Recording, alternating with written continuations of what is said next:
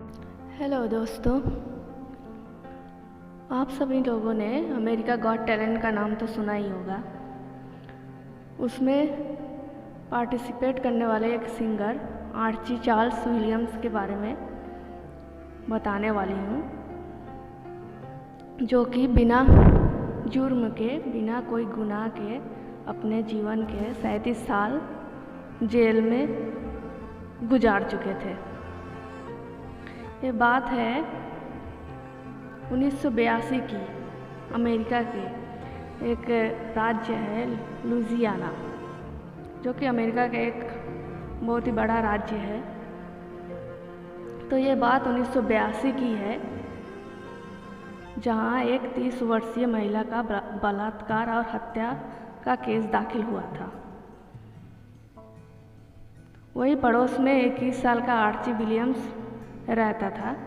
तो पुलिस वालों ने शक के आधार पर उसी को ही पकड़ लिया, और आसपास के लोग भी कुछ गवाही दिए कि उस घटना के टाइम आर्ची घर पे ही था। अब पुलिस तो वहाँ की भी ऐसी अपने जैसी ही थी कि दौड़ भाग ना करना पड़े, इसलिए उसने आर्ची को पकड़ लिया और झूठे सबूत गवाह के साथ उसे कोर्ट में पेश कर दिया, जहां कोर्ट ने उसे 80 साल की सज़ा सुनाई। अब आर्ची इतना पैसे वाला था नहीं कि वो अब इस फैसले के खिलाफ ऊपरी अदालत में जा सके और अपील कर सके।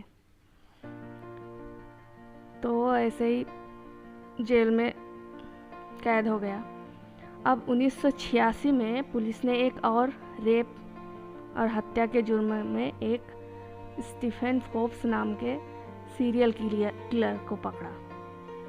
उसने कबूल किया कि इससे पहले भी उसने 4 और कत्ल और रेप की घटनाएं कर चुका है। तो पुलिस उसको भी हिरासत में ले लेती है, वो भी जेल में रहता है।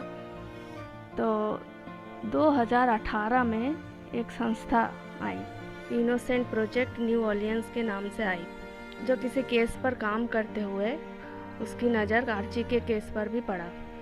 उन्होंने दोबारा केस की जांच शुरू की। लगभग 4 दशकों के बाद नई टेक्नोलॉजी से सबूतों की जांच शुरू हुई। हालांकि आर्ची के फिंगरप्रिंट उस समय भी नहीं मिले थे।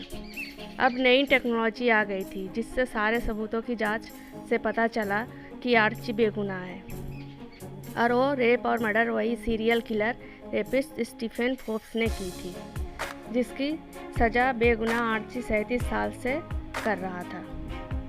कोर्ट ने माफ़ी मांगते हुए उसे 2019 में रिहा कर दिया। बिना किसी गुनाह के आर्ची ने जिंदगी के 37 साल जेल में रहकर सज़ा काटी, पर इससे उसकी हिम्मत कभी नहीं हारी थी। उसका हमेशा से ही सिंगर बनने का सपना रहा था। जेल में अमेरिका गॉट टैलेंट देखता था। अब इसी अमेरिका गॉट टैलेंट में उसका सपना साकार हुआ, जब उस मंच पर उसने गाना गाया। वहाँ मौजूद जज और सभी लोगों के आंखों में आंसू थे उसके जज्बे को देखकर। तो ये थी आर्ची की कहानी। अगर आप लोगों को ये पसंद आया हो तो सब्सक्राइब कीजिए और लाइक भी कीजिए और शेयर भी।